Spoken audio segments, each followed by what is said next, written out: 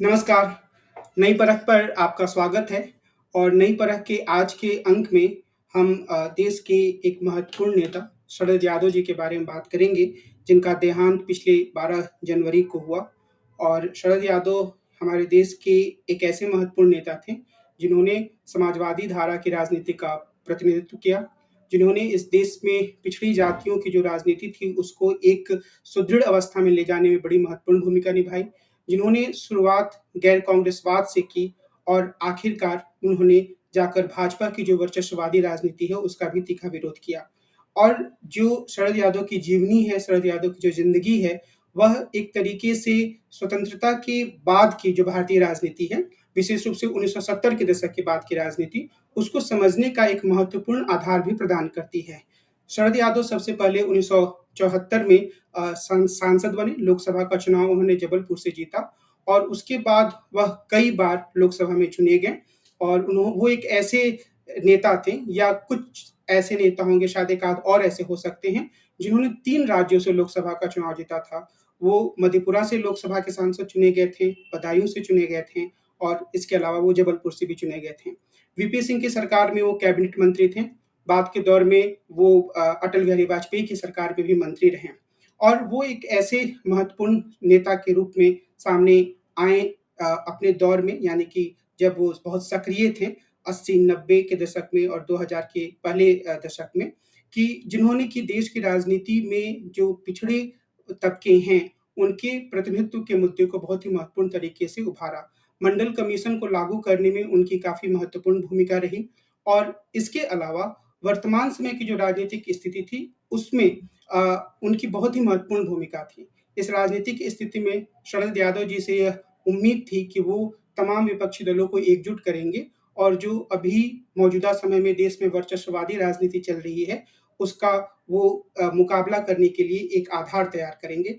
हालाँकि दुर्भाग्यवश प्रकृति ने, ईश्वर ने उन्हें हमसे छीन लिया। शरद यादव एक ऐसे नेता थे जो लगातार बहुत ही मजबूती से अपनी बातों को रखते थे और कई बार खुले रूप में उन्होंने नास्तिकता से संबंधी अपने विचारों को भी रखा। संसद में एक सांसद के रूप में जब वो अपने विचारों को रखते थे, तो वो पाखंड पर, ऊंची जातियों के वर्चस्व पर और अन्य तमाम प्रकार की वर्चस्ववादी और विषमतावादी नीतियों के खिलाफ खुलकर बोलते थे। तो ऐसे नेता के विचार, उनके जीवन को समझने के लिए आज हम जयंत जिज्ञासु जी से बातचीत करेंगे। जयंत जी, आपका नई परख पर स्वागत है और जयंत जी को मुझे लगता है कि हम में से अधिकांश लोग जानते होंगे, जो जेएनयू या डीयू में पढ़ते हैं, यानी कि जवाहरलाल नेहरू विश्वविद्यालय या दिल्ली विश्वविद्यालय में पढ़ते हैं। जयंत चुनाव लड़ चुके हैं जेएनयू के अध्यक्ष पद का, यानी कि जेएनयू स्टूडेंट यूनियन के अध्यक्ष पद का। वो अभी राष्ट्रीय जनता दल में सक्रिय हैं, एक पॉलिटिकल एक्टिविस्ट हैं और उनकी उनके जो विचार हैं वो इस रूप में सामने आते हैं, जो एक यथास्थितिवादी चिंतन है उसको लगातार एक तरीके से प्रश्नांकित करते हैं। जयंत ने बहुत ही महत्वपूर्ण तरीके से इस बात को दिखाया है कि किस तरीके से जो एक चित्रण है लालू प्रसाद यादव का, जो कि मुख्य धारा की मीडिया में किया गया, वह गलत है, उसमें कई तरह की खामियां हैं। और उन्होंने एक पुस्तक भी लिखी है जो लालू प्रसाद यादव की जीवनी है, जिस पर हम आगे कहीं बात करेंगे। यानी किसी एक अन्य कार्यक्रम में हम इनको आमंत्रित करेंगे, जिसमें हम विशेष रूप से उस किताब पर ही बात करेंगे। जयंत समाजवादी धारा की राजनीति के इतिहास में खासी रुचि रखते हैं। वर्तमान में ये जेएनयू से पीएचडी कर रहे हैं। तो एक जो बौद्धिक विमर्श शरद यादव जी के विचारों से निकलता है, उसको समझने के लिए, उसको हमें समझाने के लिए जयंत एक बहुत ही उपयुक्त व्यक्ति हैं। खासतौर पर इसलिए भी क्योंकि पिछले कुछ सालों में ये लगातार शरद यादव जी से मिलते रहे और उनके साथ इनका एक विचार विनिमय चलता रहा। तो जयंत जी, आपका स्वागत है। मैं पहला सवाल जो आपसे करूँगा, वह इसी बात से संबंधित है कि अगर आज की पीढ़ी, जो कि मान लेते हैं कि ग्रेजुएशन में है और जो शरद यादव को एक संसदीय राजनीति के एक नेता के रूप में जानती है, जो आजकल किसी पद पर नहीं थे। लेकिन उस पीढ़ी को अगर यह समझाना हो कि एक ऐसे नेता के रूप में शरद यादव थे, जिन्होंने बहुत ही ज़मीनी स्तर से शुरुआत की, जो वैचारिक रूप से काफ़ी सुदृढ़ थे और जिन्होंने अपनी राजनीति के माध्यम से एक बेहतर समाज को बनाने के लिए काम किया। तो उस पीढ़ी को समझाने के लिए अगर आपको शरद यादव का एक परिचय देना हो, तो आप कैसे देंगे? और मुख्य रूप से मैं आपसे यह अनुरोध करूँगा कि जो शरद यादव जी के जीवन का शुरुआती हिस्सा था, राजनीतिक जीवन का, 70 के दशक का, कुछ हद तक 80 के दशक का, उनमें उनकी वैचारिक निर्मिति कैसी हुई, किस तरीके से उनकी सोच बनी, किस तरह की वैचारिक धाराओं से वो प्रभावित थे, अगर आप इसके बारे में हमें बता पाएँ, तो काफ़ी अच्छा रहेगा। जी, जयंत जी। बहुत शुक्रिया। शरद यादव जी को मैं एक बहुत ही प्रतिबद्ध छात्र नेता, इस देश में लोकतंत्र के प्रहरी, संवैधानिक मूल्यों के रक्षक और समाजवादी राजनीति के एक महत्वपूर्ण हस्ताक्षर के रूप में देखता आया हूँ होश संभालने के बाद से। और नई पीढ़ी को इस बात से शायद कम साबका रहा हो, लेकिन शरद यादव जी के बारे में वह जो जमात है, जो समाजवादी राजनीति को समझने, बूझने और देखने की जद्दोजहद या कोशिश करता है, उसको यह ज़रूर पता है कि जब इस देश में राजनीति अपनी स्वायत्तता के साथ चलती थी, उस दौर में कोई असुरक्षा भाव का शिकार पुरानी रोशनी नहीं होती थी।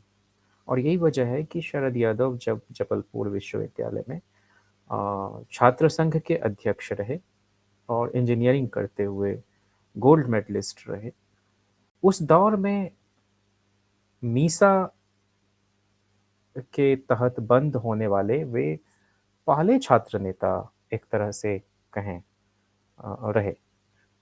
2-2 बार मीसा में बंद, एक बार तो इमरजेंसी के दौरान, उसके पहले भी ऐसे कम उदाहरण आपको देखने को मिलेंगे। तो उन्होंने जेल जो है आज़ाद भारत में, वे कहते थे कि हमने 4 बरस, 4.5 बरस की जेल की यंत्रणा भोगी। एटा, नरसिंहगढ़, बाद में उत्तर प्रदेश के इलाके में एटा, फिर उधर रीवा, इंदौर, जबलपुर, भोपाल, कई अन्य अन्य जेलों की यात्राएं उन्होंने की, फिर चंडीगढ़। तो एक तरह से सड़क पर जद्दोजहद, फिर संसद में जब पहुंचे हैं तब उसकी चर्चा हम बाद में करेंगे। लेकिन जेल में सदस्य थे सेठ गोविंद दास, बड़े कांग्रेसी नेता थे। उनका निधन हो गया, वहाँ उपचुनाव होना था, तो दादा धर्माधिकारी वहाँ के सर्वोदयी नेता थे। उन्होंने जयप्रकाश नारायण जी से कहा कि यहाँ बेहतर होगा कि एक नौजवान है जो बहुत ही जुझारू किस्म का है, लड़ाकू प्रवृत्ति का है, उसको लड़ाया जाए। और जेल में रहते हुए ही उन्होंने फिर ये चुनाव एक तरह से लड़ने का उनके पास जब प्रस्ताव आया, तो वो कहते हैं कि हम तो बहुत हड़बड़ा गए, लेकिन फिर उस चुनाव में जयप्रकाश जी के द्वारा लड़ाए गए वे पहले प्रत्याशी थे। उनको पीपुल्स कैंडिडेट कहा गया, जनता प्रत्याशी। और हलधर किसान चुनाव चिन्ह था उनका, जो बाद में जनता पार्टी का भी सिंबल बना। और माने कांग्रेस के बरक्स जितने नेता थे वो सब उनके प्रचार में गए। जेपी नहीं जा सके, लेकिन वो चॉइस जेपी की ही थे, जॉर्ज साहब से लेकर मधुली मय और अटल जी। तो वो सुनाते हैं कि अटल जी ने उनसे कहा चुनाव प्रचार के दौरान ही कि क्या लगता है क्या नतीजा रहेगा, तो शरद जी ने कहा कि जीत जाऊंगा। तो अटल जी बोले क्या बात करते हो, तो नहीं हम जीत जाएंगे चुनाव। और कि जीत जाओगे तो मैं तुम्हें दिल्ली में भोजन कराऊंगा। और फिर वो आए और चुनाव प्रचार के दौरान अक्सर कहते थे कि उनके जो पोते लड़े सेठ गोविंद दास के परिवार से रवि मोहन जी लड़ रहे थे, और ये दोनों एक ही जगह पढ़ते थे। तो अक्सर चुनाव प्रचार के दौरान कहते थे कि रवि मोहन और मैं साथ साथ पढ़ते थे। रवि मोहन पढ़ाई करने चले गए अमेरिका, और मैं लोगों की लड़ाई लड़ते लड़ते चला गया जेल। ये अमेरिका से आके चुनाव लड़ रहे हैं और मैं जेल से आके, तय आपको करना है कि आपकी पसंदगी कौन होगा। तो इस तरह से उनकी शुरुआत हुई। और अरुण जेटली एक बार संसद में याद कर रहे थे कि शरद जी जब आए दिल्ली चुनाव जीत कर, तो हम लोग एक जत्थे के साथ इनका स्वागत करने के लिए पहुंचे, और इतना भव्य स्वागत उस जमाने में और किसी छात्र नेता का नहीं हुआ था। तो बहुत कम उम्र में दिल्ली आए और 43 वर्षों तक देश की संसद में जो भी अ, वंचित और शोषित तबके के लोग थे, किसान थे, मजदूर थे, वॉइसलेस लोग थे, उनके मसाइल को वो उठाते रहे। तो शुरुआती रूप में हम शरद जी को इसी तरह के व्यक्तित्व के रूप में देखते हैं। और एक महत्वपूर्ण और दिलचस्प वाकया जो वो सुनाते थे कि कृपलानी साहब वगैरह थे उस समय, और अ, जयप्रकाश जी से मिलने पटना गए शरद जी। तो जेपी ने कहा कि ऐसा है कि तुमको जबलपुर के लोगों ने जिता के भेजा है, अ, तो वहाँ ज़्यादा रहा करो, और पटना कम आया करो, और आया करो तो पटना में बड़ा हिसाब किताब से लोगों से मिलना। हाँ, ये बड़ी विचित्र जगह है। तो इसको वो कहते हैं। और फिर वो जैसे ही दिल्ली पहुंचे, मधु लिमय साहब ने उनको सोशलिस्ट पार्टी का एसोसिएट मेंबर बना दिया। चूंकि सारे दल के लोगों ने उनको जिताया, उनके प्रचार में गए, उनको चंदा जुटा के दिया। उनके जीतने के बाद मालवीय चौक जबलपुर पर शरद जी गए और उन्होंने जो उनकी प्रशंसा की और कहा कि वहाँ नवनिर्माण आंदोलन गुजरात में चल रहा, और फिर यहाँ गुजरात असेंबली में लोगों ने जो मैंडेट दिया और फिर जबलपुर में आप लोगों ने जो जिताया है, इससे हमारा भरोसा मजबूत होता है कि जब तक शरद जैसे नौजवान इस देश में हैं, लोकतंत्र को खतरा नहीं कोई होगा। तो जयप्रकाश जी बहुत ही नाराज हुए शरद जी से कि तुम किसी पार्टी के सिंबल पर नहीं चुनाव जीते, तुम कैसे मधुले में कहने पर सोशलिस्ट पार्टी के मेंबर हो गए। तो 2-3 महीने तक उनकी नाराजगी रही, लेकिन फिर जयप्रकाश जी कहीं जा रहे थे तो शरद जी को अपनी गाड़ी में बिठा के फिर लेते हुए गए।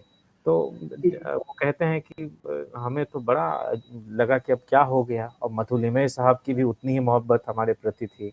मैं सोचा कि सब जयप्रकाश जी हों, मधुलिमय सब एक ही धारा के लोग हैं, सीएसपी की धारा के, तो अब ये नाराज हो गए, लेकिन बड़ी जल्दी बहुत ही फिर से मानने लगे। फिर 77 में उनको टिकट दिया, फिर 77 में वो जीते। लेकिन पहली बार जो जीते, तो जयप्रकाश जी से इस बात से प्रसन्न थे कि पूरे लोकसभा में 2 ही लोग हुए जिन्होंने इमरजेंसी में कार्यकाल बढ़ा के जब 6 साल किया इंदिरा जी ने तो इस्तीफा दिया। एक मधुलिमय साहब, दूसरे शरद जी।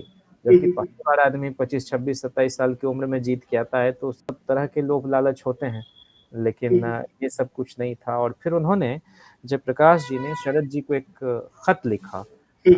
उसमें मैं बहुत संक्षेप में आपको कहूँ कि प्रिय शरद, तुमने लोकसभा से त्याग पत्र देकर त्याग का जो साहसपूर्ण उदाहरण प्रस्तुत किया है, उसकी जितनी प्रशंसा की जाए थोड़ी है। देश के नौजवानों ने तुम्हारे इस कदम का हृदय से स्वागत किया है, जो इस बात का सबूत है कि युवा वर्ग में त्याग बलिदान के प्रति आदर की भावना कायम है।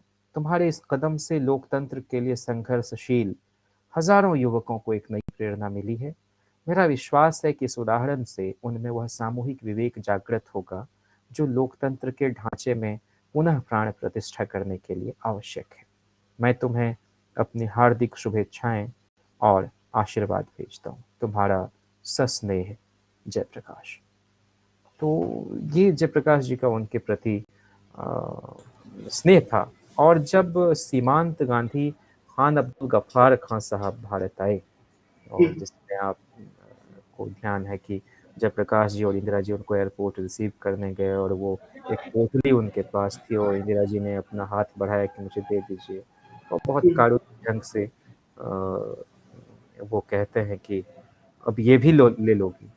तो उस पर भी शरद जी बतौर छात्र नेता उनको खान अब्दुल गफ्फार खान को सम्मानित करने का अवसर मिला। तो शुरू से बड़े लोगों के साथ रह के उन्होंने राजनीति की, चाहे वो जयप्रकाश जी हों, मधुलिमय साहब हों, या फिर बाद के दामोदर चौधरी चरण सिंह जी। इस वजह से भी उनके अंदर एक नैतिक आग्रह बहुत ज़्यादा था और तो ये कह दोनों सकते हैं कि उनके ऊपर इन लोगों का वैचारिक प्रभाव रहा। बहुत, बहुत ज़्यादा। जेपी का, मधुलिमी का या उससे चौधरी चरण सिंह सच, जी का। 3 लोगों का अ, तो स्पष्ट था जी, और जी, जी। डॉक्टर लोहिया की वैचारिकी का उन पर बहुत प्रभाव था। चाहे हुँ, वो हुँ, विशेष अवसर का सिद्धांत हो, जो हुँ, हुँ, संसोपा के ज़माने से स्लोगन हुँ, लगता था या हुँ, हुँ, फिर जो रानी बनाम मेहतरानी का डिबेट था डॉक्टर लोहिया का कि हुँ, महिलाओं में भी जो सबसे उपेक्षित तबके की महिला हैं, उनको हुँ, मुख्य धारा से जोड़ो और उनको राजनैतिक कर्म में आप शामिल करो।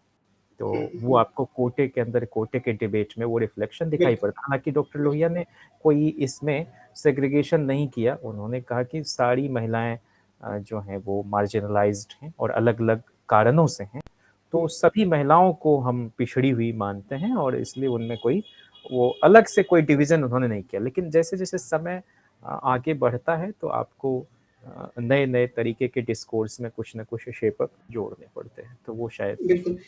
एक चीज़ जो मुझे शरद जी के बारे में काफ़ी आकर्षित करती है, वो ये कि जब वो राजनीति में आए और वो धीरे-धीरे करके उन्होंने अपना पैर जमाया, समाजवादी राजनीति में भी और देश की राजनीति में भी, तो उन्होंने बहुत सारे दूसरे नेताओं के लिए भी ज़मीन तैयार किया। और जी, जहाँ तक मैंने पढ़ा है कि बहुत महत्वपूर्ण भूमिका रही उनकी जब लालू जी बिहार के पहली बार मुख्यमंत्री बने, तो एक तरीके से उन्होंने काफ़ी काम किया, विधायकों को गुलबंद करने का भी काम किया। और उसके बाद जो मंडल कमीशन की सिफ़ारिशें लागू होने की बात हुई, तो जी, उसमें भी शरद जी ने बहुत महत्वपूर्ण भूमिका निभाई। मैं जी। चाहूँगा कि आप शरद जी की इस तरह के जो काम है, इस दौर के, जब जनता हुँ, दल का गठन हुआ, जब बिहार में एक नए नेतृत्व के रूप में लालू प्रसाद जी का उदय हुआ और फिर जी, मंडल कमीशन की सिफ़ारिशें लागू हुईं, तो उसमें जी, शरद जी की जो भूमिका थी, अगर उसके बारे में आप कुछ हमें बताएँ तो काफ़ी लाभकर जी, जी। होगा। हाँ, एक बात जो आपने अपनी शुरुआत में ही कही कि 3 अलग-अलग सूबे से चुनाव जीतकर शरद यादव आए और ऐसे कम लोग हैं, ऐसे 5 लोग इस देश में हुए। हुँ, इंदिरा जी हुँ, उनके अलावे नरसिम्हा राव, हुँ, अटल हुँ, बिहारी वाजपेयी, मीरा हुँ, कुमार और हुँ। शरद यादव। तो ये 5 लोग इंदिरा जी 3 कहाँ से लड़ी थीं? इंदिरा 2 जी तो उत्तर जी, प्रदेश और जी। कर्नाटक। हाँ, और एक और स्टेट से वो चुन के अच्छा, आईं जिस बार ठीक उनका है। रद्द कर दिया गया था चुनाव। तो हुँ, 77 में राजनारायण से जब हार गईं, तो फिर गई थी हुँ, चुनाव लड़ने। तो अच्छा। ये 3 सूबे हुँ, से वो चुनकर हुँ, हुँ, आई ठीक थी। नरसिम्हा राव है। हुँ, भी अपने स्टेट से भी फिर वहाँ महाराष्ट्र के नामटेक वगैरह तरफ से भी वो चुनाव लड़े। हुँ, मीरा कुमार का आपको पता है बिजनौर से उन्होंने हुँ, रामविलास जी को त्रिकोणीय मुकाबले में हराए, फिर आप करोल बाग से और फिर अपने सासाराम तरफ से और जीते। बिजनौर के त्रिकोणीय मुकाबले में एक और मायावती थीं। मायावती जी थी, हालाँकि उनको कम वोट आया लेकिन उतना काफ़ी था रामविलास जी को हरा हाँ, देने हाँ, के लिए। बिल्कुल, बिल्कुल। जी, हुँ, जी। तो हुँ, तो उनका उत्तर प्रदेश आना भी बड़ा दिलचस्प रहा और उससे फिर हुँ, मंडल की यात्रा आपको समझने में सहूलियत होगी। नानाजी देशमुख थे जनता पार्टी के महासचिव जब मर्जर हो गया सारे दलों का, जनसंघ वगैरह का और एक पार्टी बन गई। बाद में कांग्रेस फॉर डेमोक्रेसी वगैरह भी जनता पार्टी में चुनाव के बाद विलय हो जाता है। तो 74 में जीतते हैं बाई इलेक्शन, फिर 77 में जनरल इलेक्शन और 80 में वो चुनाव हार जाते हैं, चूँकि चौधरी साहब के साथ वो आ गए हैं। और बताते हैं शरद जी बताते थे कि बीजू पटनायक थे उस गाड़ी में शपथ ग्रहण के बाद जब लौट रहे थे चौधरी साहब घर और शरद जी को भी मानते थे, उनको बिठाया। तो इंदिरा जी के यहाँ भी धन्यवाद देने जाना था लेकिन वो नहीं गए। बीजू बाबू कई बार उनसे बोल रहे थे कि चल के देना चाहिए, उनका समर्थन हम लोगों को मिला है। लेकिन वे अपनी तरह के अद्भुत आदमी थे, अनोखे आदमी थे। बाद में इंदिरा जी का मैसेंजर भी आया लेकिन वे नहीं गए और कई तरह की गलतफ़हमियों के चलते और एक ये भी इश्यू था, सरकार नहीं चली। शरद जी कहते हैं कि अगर वो सरकार थोड़े दिन और चलती तो किसानों के हित में कुछ नीतियाँ बन सकती थी और कुछ भला होता इस देश के मज़लूमों का। बहरहाल तो नानाजी देशमुख ने आके कहा चौधरी साहब को कि ये जो संजय जी की असामयिक मौत है और वहाँ जो बाई इलेक्शन होना है और राजीव गांधी खड़े होंगे, राजीव गांधी अगर चुनाव हार जाते हैं तो आप दोबारा प्रधानमंत्री बन जाएँगे। कैसे बन जाएँगे? नंबर है नहीं। लेकिन उनके दिमाग में ये बात बिठा दी गई और वो आर्य समाजी थे, लेकिन ज्योतिष शास्त्र वगैरह में उनका यकीन था। तो ज्योतिषी को लेकर नानाजी देशमुख आते थे, जबकि प्रमुख वजह ये थी कि शरद हटाना था, क्योंकि उत्तर प्रदेश में मुलायम सिंह यादव और इन जैसे कई नौजवान उस वक्त इमर्ज कर रहे थे। बिहार में लालू प्रसाद, रामविलास पासवान, नीतीश कुमार, सब। तो मध्य प्रदेश एक बड़ा गढ़ था आरएसएस का, और वो लोग चाहते थे नहीं कि यहाँ कोई इमर्ज करे। और टिकट के बंटवारे में भी आप देखेंगे कि इन लोगों ने ऐसा लगा कि जैसे राज्य बांट लिए हों, कि हरियाणा जो है आप चलाओ, उत्तर प्रदेश, बिहार, लेकिन हम राजस्थान का हिस्सा ले लेंगे, वहाँ ज़्यादा जनसंघी बैकग्राउंड के लोगों को टिकट मिलेगा, मध्य प्रदेश में मिलेगा, महाराष्ट्र में, इस तरह से। तो मधुलिमय ने सवाल खड़े किए कि नहीं, दोहरी सदस्यता नहीं चलेगी, पार्टी टूटी, और इस तरह से। तो एक रोज लाठी टेकते हुए चलते थे, टहलते थे चौधरी साहब, उन्होंने कहा कि शरद, ऐसा है कि सोच रहे हैं कि अमेठी से राजीव गांधी के खिलाफ एक यूनाइटेड अपोजिशन का कैंडिडेट होना चाहिए। हाँ, होगा, और अच्छा है, हो जाए तो मैंने विचार किया है कि जैसे जबलपुर में तुम पीपुल्स कैंडिडेट थे, वैसे ही यहाँ भी पूरे विपक्षी दल की ओर से तुमको उम्मीदवार बना दे। तो मैंने बहुत चक्के थे शरद जी की, भाई ये हमको कौन जानता है अमेठी में हो, और हम वहाँ मध्य प्रदेश की राजनीति करते हैं, वहीं हमारा स्टूडेंट्स यूनियन का पॉलिटिक्स भी वहीं से हमारा रहा, तो हमारा बेस है। तो उन्होंने कहा, अरे हम तो तुमको बड़ा बहादुर आदमी समझते थे, तुम तो डरपोक निकले। तो फिर बोला अच्छा हम सोचते हैं वगैरह वगैरह। फिर अगले दिन उनको बुलाते हैं, बोला क्या तय किए हो? तो मुझे तो समझ में, अरे नहीं नहीं, तू जाके पर्चा दाखिल कर, चुनाव तू थोड़े लड़ेगा, मैं लड़ूंगा। और उसके बाद इतनी धांधली उस चुनाव में हुई, और इतनी मार पिटाई सबकी, कार्यकर्ताओं की, लहूलुहान, ना बुरी तरह से शरद जी हारे। और फिर 84 आया, तो चौधरी साहब ने कहा कि अब तू इतना दूर कहाँ जाएगा, इधर ही काम करना है, और तो यहीं बगल में है बदायूं, वहां से लड़ जाओ। लड़े, लेकिन उस चुनाव में तो सारे दिग्गज धराशायी हो गए। तो इस धरे में मधु दंडवते वगैरह सब जीते थे, चौधरी साहब खुद जीत पाए, सब लोग तो एक तरह से हार ही गए, वाजपेयी समेत। तो फिर 89 और 86 में राज्यसभा के लिए उनको चुना जाना था, और उसी स्टेट का आपको निवासी होना था। तो उसमें फिर मुलायम सिंह यादव जी ने मदद की, और उनको जिस बूथ पर रामगोपाल जी वगैरह का नाम था, वहीं उनका नाम भी जोड़ के रामगोपाल जी बताते थे। इस तरह से वो राज्यसभा में गए। फिर 89 बदायूं से वो जीत गए। फिर 89 में जब जीत गए, तो फिर चौधरी साहब की सरकार तो चली नहीं। नहीं तो वो प्रेसिडेंट के पास गए थे कि इसको मंडल कमीशन की रपट को लागू करा दिया जाए, लेकिन वो हुआ नहीं। तो ये एजेंडे में था, और इसलिए देवीलाल जी के साथ भी इनकी वही यारी और वही अंडरस्टैंडिंग। तो मर्ज हुआ। उसी बीच में वो फोर्स का मामला उछला, वीपी सिंह जी बाहर आए, जन मोर्चा बनाया। तो जन मोर्चा, लोकदल, और फिर जो जनता पार्टी, चंद्रशेखर जी अपनी पार्टी लेके चल रहे थे, और उसी में रामकृष्ण हेगड़े वगैरह और कई प्रमुख नाम।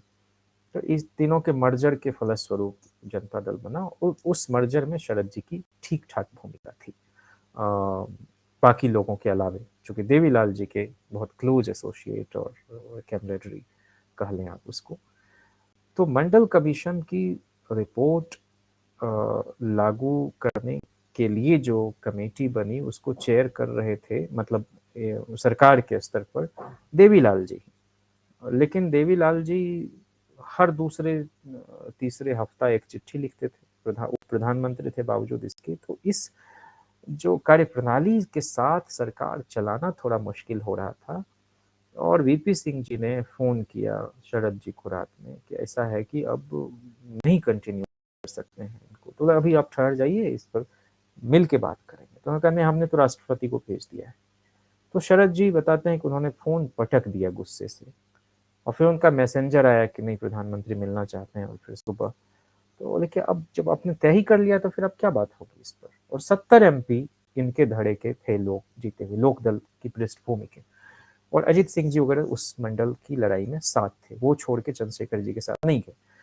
तो इन लोगों ने फिर कहा कि देवीलाल जी को चूंकि बर्खास्त कर दिया गया है और वो एक रैली करने वाले हैं बोट क्लब पर 9 अगस्त को, कि वीपी सिंह जी चाहते थे लाल किले से इसकी घोषणा करें, लेकिन शरद जी ने दबाव बनाकर एक तरह से कि या तो आप लागू कीजिए मंडल, नहीं तो हम देवीलाल जी के साथ अपनी पुरानी यारी निभाएंगे।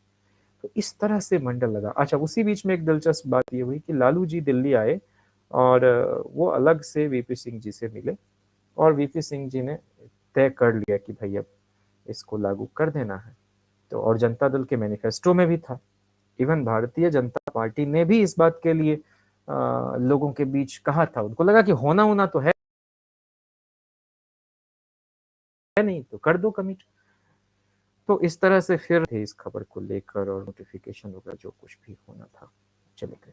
तो यहाँ पर केंद्र में शरद यादव जी, रामविलास पासवान जी, और जैसे ही ये आगजनी की बातें होती थी और कहीं कहीं लोग विरोध करते थे इसका, अपर स्ट्रेटा ऑफ सोसाइटी के लोग, तो अरुण नेहरू, शरद जी कहते हैं कि ऐसे लगता था कि कैबिनेट की मीटिंग में उसके चेहरे से खून निकल आएगा। इस तरह से उद्वेलित होके अखबार की कतरन लेके वीपी सिंह जी के पास वो जाते थे और एक कैबिनेट द्वारा एक नोट तैयार किया जा रहा था। विनोद चंद्र पांडे थे उस समय कैबिनेट सेक्रेटरी, और कि इसको वापस ले लेते हैं अपने ही फैसले को।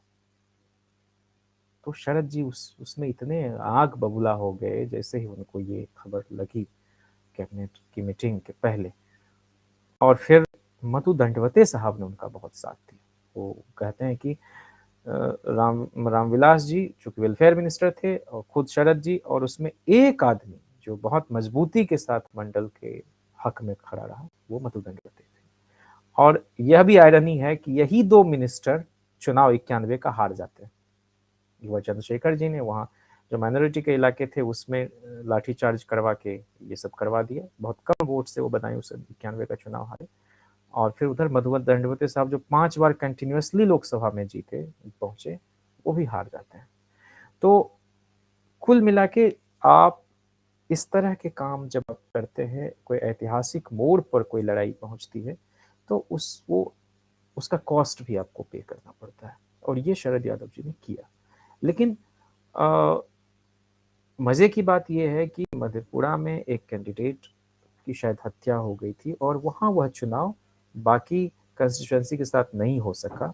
तब जाके जो रमेंद्र कुमार रवि वहां से 89 में एमपी हुए थे, उनको मना के फिर लालू जी ने, फिर नीतीश जी की भी उसमें भूमिका थी, और तब शरद जी को वहां से चुनाव लड़ाया गया कि हमारे लीडर हैं और इसलिए उनका लोकसभा में रहना जरूरी है। तो इस तरह से वो बिहार पहुंचते हैं।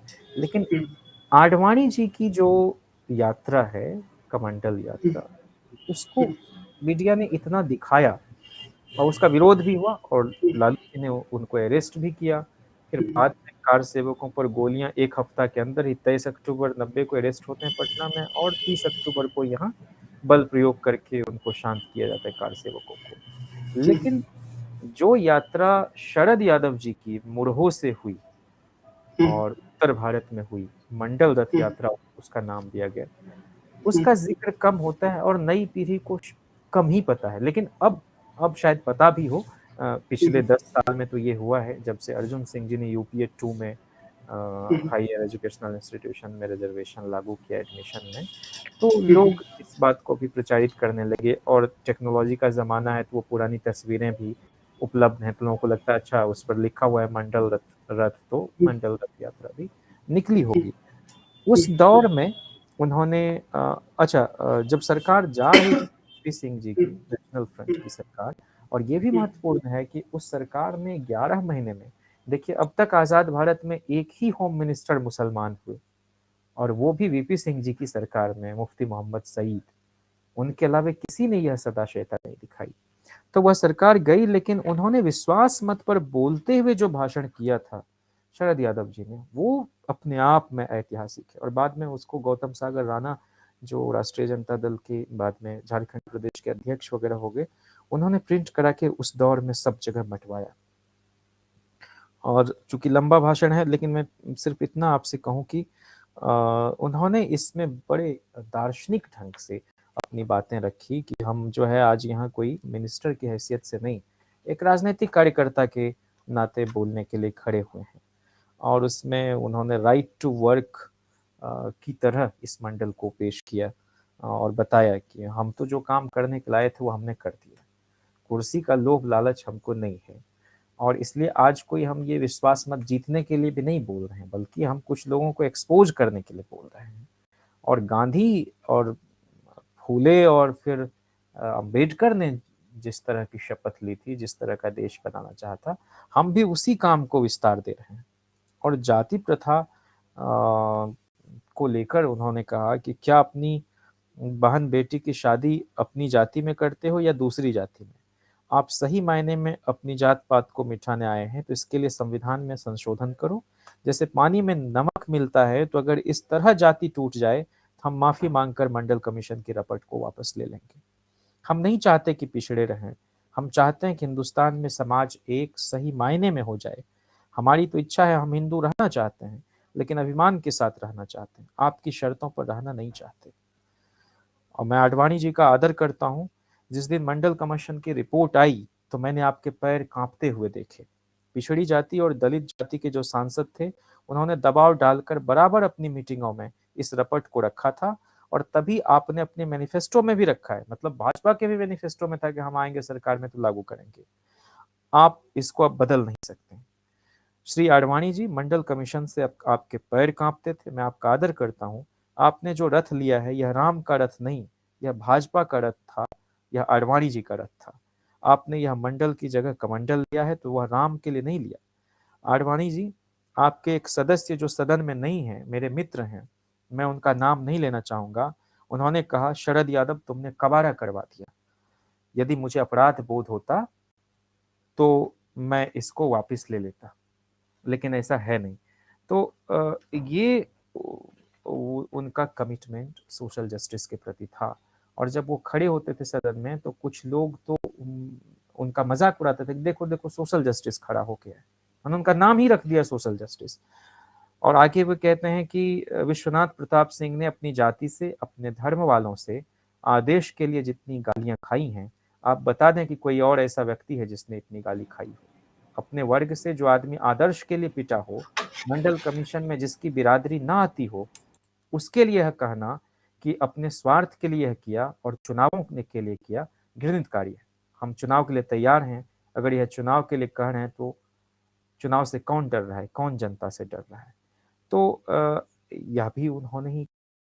फिर राजीव गांधी जी का भाषण 3-3 घंटे का हुआ और उसमें उन्होंने, अब वो तो बड़े जेंटलमैन थे, उनको उनकी पार्टी के लोगों ने जो ब्रीफ कर दिया, कन्विंस कर दिया कि इससे देश बच जाएगा, तो उन्होंने उसके विरोध में भाषण किया। अब ये देखिए, ये कह रहे हैं, राजीव जी को भी कह रहे हैं कि आरक्षण के बारे में श्री राजीव गांधी कहते हैं काबिलियत मर जाएगी, आर्थिक आधार पर होना चाहिए।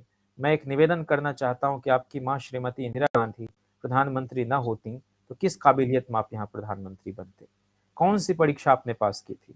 मंडल कमीशन पर 3 घंटे तक विरोध में बोलने वाले राजीव गांधी से कहना चाहता हूँ कि मैं इनके क्षेत्र से लड़ा था चुनाव, तो उस वक्त यह बेचारे एक वाक्य भी नहीं बोल पाते थे, लेकिन इंदिरा गांधी के बेटे होने के कारण यह इतने काबिल हो गए कि प्रधानमंत्री बन गए। और फिर चंद्रशेखर जी के लिए वे कह रहे हैं कि उन्होंने कहा कि याद रखो, हिंदुस्तान टूट जाएगा जिस दिन किसी भी धर्म और मजहब को कुचलने का प्रयास किया जाएगा। यहाँ पर चंद्रशेखर जी बोल रहे थे, अच्छा है वह यहाँ नहीं है। वे भी पहले पीएसपी सोशलिस्ट पार्टी से कांग्रेस में गए, फिर कांग्रेस से जनता पार्टी में आए और अब जनता दल से फिर कांग्रेस की तरफ जा रहे हैं। हम जन्मे तब से राज वाली पार्टी की तरफ नहीं गए। दल बदल का मतलब है लालच, उसका मतलब है कुर्सी के लिए लड़ना। जो हमारे भीतर से लोग जा रहे हैं वे कुर्सी के लिए जा रहे हैं, इसलिए यह दल बदल है। जो लोग हमको सिद्धांत के खिलाफ बताते हैं, हम जानते हैं कि वे कितने सिद्धांतवादी लोग हैं। माफिया के सहारे यह देश नहीं चलेगा। आज हिंदुस्तान में धीरू भाई अंबानी लोकसभा के दरवाजे खटखटा रहा है, लोगों की खरीद फरोख्त हो रही है। तो ये बहुत स्पष्टता के साथ वे अपनी बात रखते थे। और अक्सर वे धर्म के नाम पर चल रहे पाखंड, पोंगापंथ, दकियानुसी प्रैक्टिसेस पर भी चोट करते रहते थे। और इसलिए वे कहते थे कि जाति में आग लगाओ, और मंडल कमीशन वगैरह लागू करने का मतलब सिर्फ अवसरों में भागीदारी नहीं है। और इसलिए 8 अक्टूबर 90 को जो पटना के गांधी मैदान में रैली हुई, उन्होंने सिर्फ सोशल जस्टिस की बात नहीं की। उन्होंने कहा कि हजारों वर्षों से जो समाज जमा हुआ था, हमने अवसरों में उनकी भागीदारी सुनिश्चित करके उनकी सुषुप्त चेतना और उनके स्वाभिमान को जगाने का काम किया है। जो हाथ अकलियत पर उठे उन हाथ को थाम लो, इस लड़ाई में अकलियत का साथ बहुत कारगर साबित होगा। और ये बात उस जमाने के लोगों के मानस पर जयंती जरूर असर है, जी, लेकिन नई पीढ़ी को शायद जी। मैं इस पे सिर्फ़ ये जानना चाह रहा हूँ कि ये यहाँ शरद जी अक़लियत की बात करते हैं, लेकिन बाद में 1990 के दशक के आखिर में वो अटल बिहारी वाजपेयी की सरकार में मंत्री के रूप में शामिल भी होते हैं जी। और उस समय फिर वो नीतीश कुमार की पार्टी और उनकी पार्टी मिल जाती है और जी, जनता जी। दल यूनाइटेड का निर्माण होता है और वो हम्म, 2004 तक मंत्री रहते हैं। उस बीच में हम्म। गुजरात के दंगे भी होते हैं जी, और जी, जी। शरद जी का उस समय क्या कोई ऐसा बयान है जहाँ पर वो गुजरात के दंगों की निंदा करते हों? और ये तो एक सवाल है, अ, लेकिन उसके साथ ही बाद के दौर में शरद हम्म, यादव जी जब दूसरी बार नीतीश कुमार एक बार संबंध तोड़ते हैं और हम्म, फिर वापस जाते हैं 18 हम्म। में, तो शरद जी, यादव उनके साथ नहीं जाते हैं, वो एक नए राजनीतिक दल का गठन करते हैं। तो जी, चूँकि जी, आप शरद यादव जी से बातचीत भी करते रहे हैं, जी, तो जी। आखिर क्या वो वाजपेयी और मोदी में कोई अंतर देखते थे? आखिर उनके विचारों में बदलाव आने का क्या कारण था? और क्या उनके मन में कोई कसक या कोई अफ़सोस जैसी चीज़ थी कि वो एक समय भारतीय जनता पार्टी के नेतृत्व वाली सरकार में मंत्री बनने चले गए थे? हाँ, इस पर मैं बताऊँ आपको। एक बात आपने हुँ, कही थी कि नए लोगों को बढ़ाते भी थे, ये बात सच है कि जी, उनके हाथ से टिकट पाए हज़ारों लोग होंगे इस देश में, जो विधायक सांसद बने। कई सूबे में मुख्यमंत्री बनाने में उनकी भूमिका रही। और लालू प्रसाद जी शुरू से लड़ने-भिड़ने वाले व्यक्ति रहे। कर्पूरी जी की विचार यात्रा को उन्होंने आगे बढ़ाया, लेकिन उस वक़्त लोकदल चौ, लोकदल कौ में बँट गया था। और वो भी दिलचस्प वाक़या है कि चौधरी साहब के बारे में देवीलाल जी की तरफ से कहीं कोई स्टेटमेंट चला गया और वो उनको नागवार गुज़रा, और अरुण शौरी ने एक्सप्रेस में खबर की, और एक ही दिन उस बात से इतने आहत थे चौधरी साहब की बीजू पटनायक, जॉर्ज फर्नांडिस, मधु लिमय, कर्पूरी ठाकुर, कुंभाराम आर्य, इस तरह के कई बड़े स्टेचर के लीडर को उन्होंने पार्टी से निकाल दिया। तो इस बात का सैद्धांतिक विरोध जताते हुए शरद जी ने भी इस्तीफा दे दिया, और वो अक्सर कहते चौधरी साहब ये सबको तो मैं इतना मानता था, इसको तो हमने नहीं निकाला था, ये क्यों छोड़ के चला गया पार्टी। और फिर उन्होंने लोकदल को कर्पूरी ठाकुर को अध्यक्ष बनाकर और गठन किया। शरद शरद जी की भी भूमिका थी, लेकिन पता चला कि लोकदल को और जनता पार्टी जो है चंद्रशेखर जी के नेतृत्व वाली सब मर्ज कर गया आपस में। तो उनको लगा कि भाई हम ये क्या किए। चौधरी साहब की नज़र में भी हम तो बोलते थे कि हमको बड़ी ग्लानि इस बात की हुई, और मैं दिल्ली छोड़ छाड़ के मैं मध्य प्रदेश चला गया कुछ दिन। फिर बाद में हम आए, तो भावुक, मैं कहूँगा कि संवेदनशील व्यक्ति भी थे। और कर्पूरी जी के गुजरने के बाद लीडर अपोजिशन जो लालू जी बने, उसमें भी जो इनके प्रभाव वाले एमएलए थे शरद जी के, उन सबको भी गैल्वेनाइज उन्होंने किया। और इसीलिए आप 88 में देखेंगे लोकदल का एक राष्ट्रीय अधिवेशन है, सब एक साथ बैठे हुए हैं।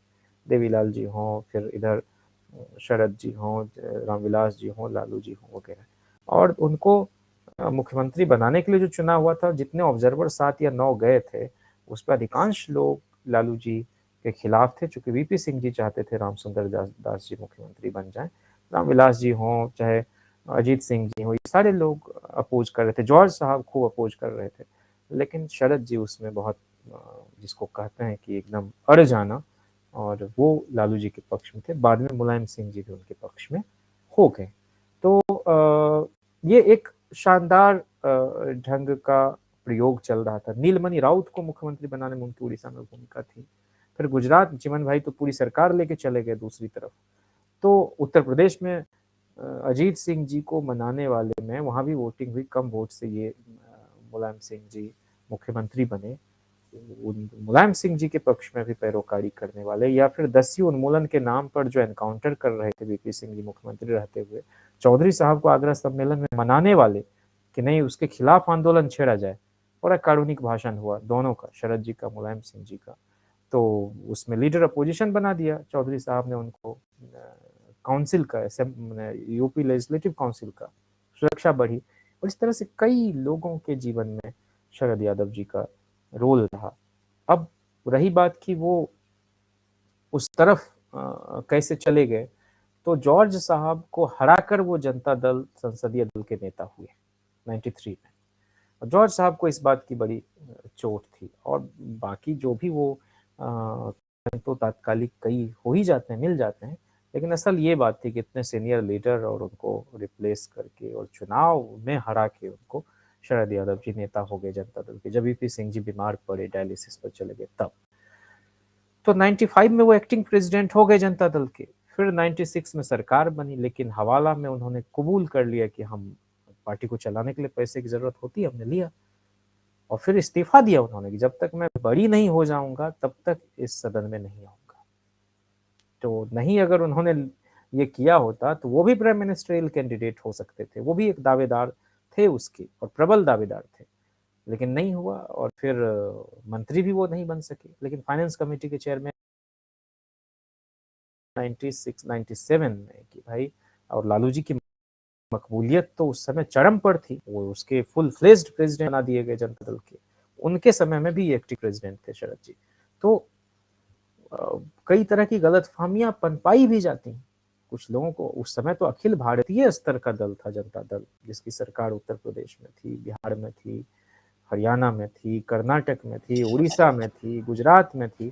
तो कोई न कोई आपस में कन्फ्लिक्ट पैदा कराओ।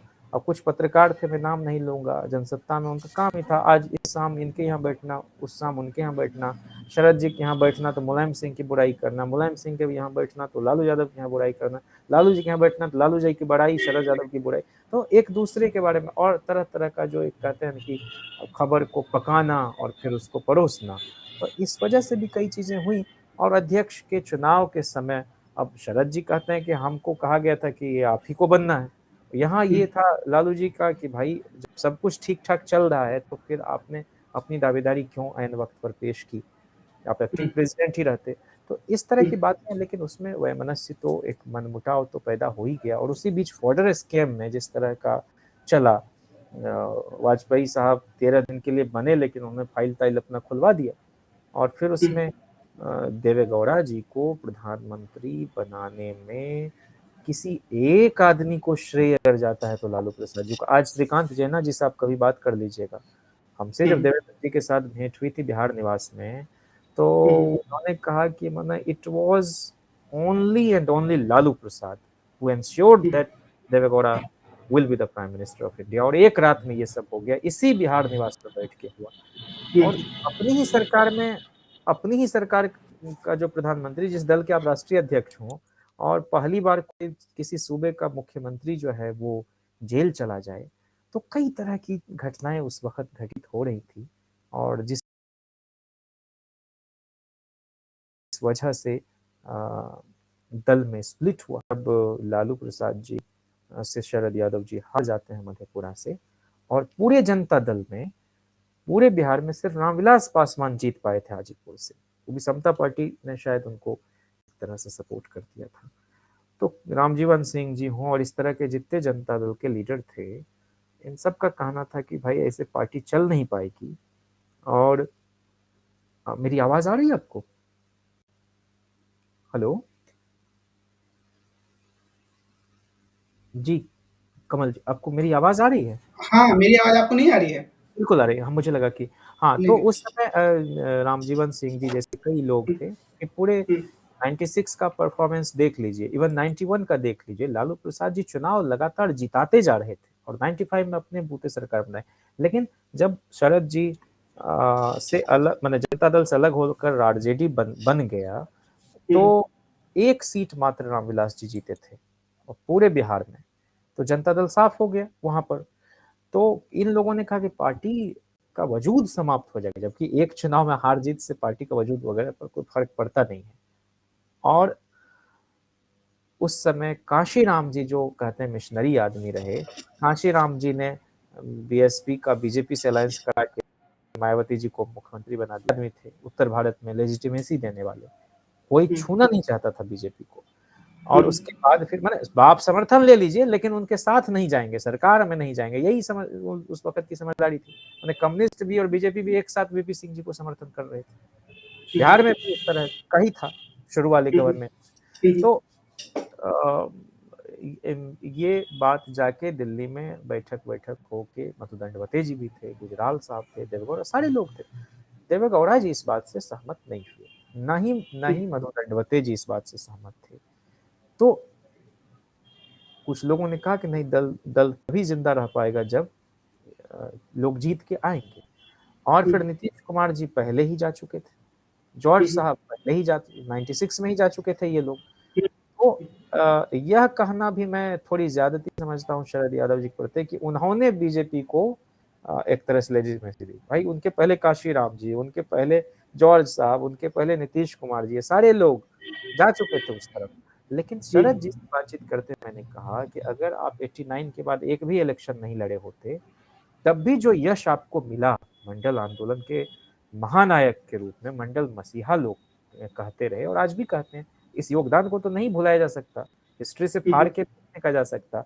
तो ये क्या, तो उन्होंने उनके मन में एक बात को लेकर मैंने जरूर टीस देखी। उन्होंने कहा कि इतिहास में दुविधा के लिए कोई जगह नहीं। और ये बात ठीक है कि हम लोग गए और वो जाना ठीक नहीं था।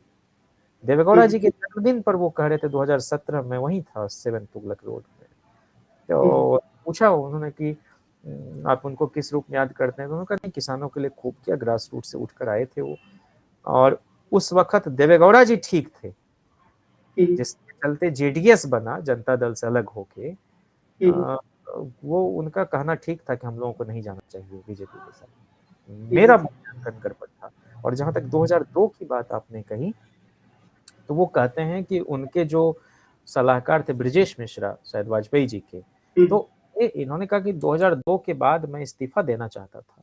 मैं लेकर ऑफर करने गया, तो ब्रिजेश मिश्रा ने, और फिर ये जो कि डीपी मिश्रा के बेटे थे, जो मध्य प्रदेश के मुख्यमंत्री थे उसी परिवार के, तो कहा नहीं नहीं, वाजपेयी जी ने कहा कि अभी आप रुक जाओ, मैं जा रहा हूँ शायद गोवा में जो इन लोगों की मीटिंग थी, और मैं रेजिग्नेशन लेने वाला हूँ नरेंद्र मोदी का। और उसी उनके आश्वासन पर ये रुक गए, और फिर वाजपेयी साहब अलग थलग पड़ गए। और ये तो उनका यही कहना था कि हम इस्तीफा देना चाहते थे और हम डिस्टर्ब थे उस पूरे डेवलपमेंट से। लेकिन जिस तरह से जॉर्ज साहब ने उस राइट को भी जस्टिफाई किया कि बहुत छोटी मोटी घटना, इस तरह का कोई इनसेंसिटिव स्टेटमेंट शरद जी की तरफ से हमें देखने को नहीं मिला। और 17 के आसपास जो उन्होंने 13 में जो एनडीए से अलग होने का फैसला था, नरेंद्र मोदी का प्रोजेक्शन साफ साफ दिखाई पड़ रहा था, उस पर भी वो कहते हैं कि राजनाथ सिंह जी से उनकी बात होती थी, और ये था कि जेडीयू अगर उस अलायंस से नहीं निकलता तो क्लियर मेजॉरिटी नहीं होती अकेले बीजेपी को, और अगर क्लियर मेजॉरिटी नहीं होती तो नरेंद्र मोदी के नाम पर सहमति हम लोग नहीं बनने देते। लेकिन वहां से जब हम अलग हो गए तो दोबारा वहां जाना ये तो सुसाइडल था। और ऐसा भारत के इतिहास में नहीं हुआ कि मैनिफेस्टो में कुछ है, कुछ और कहा कि हमने वोट मांगा और पूरी की पूरी सरकार को शिफ्ट कर दिया किसी दूसरे अलायंस में जाके।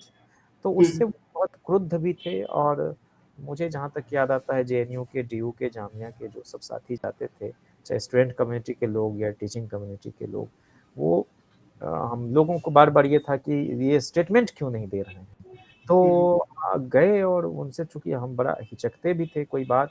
और 17 में जो उन्होंने कहा कि हम तो कोई भी कुर्बानी देने को तैयार हैं, लेकिन सवाल है कि हमारी कुर्बानी को मानेगा नहीं।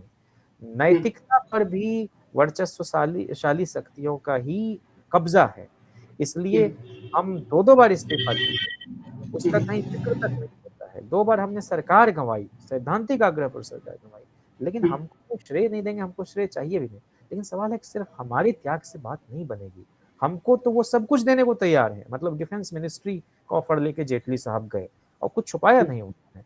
और इसका रिकॉर्डिंग भी कहीं होगा, किसी ने किया था कि भाई बात जब बोल रहे हैं तो ये बात दुनिया को पता चले।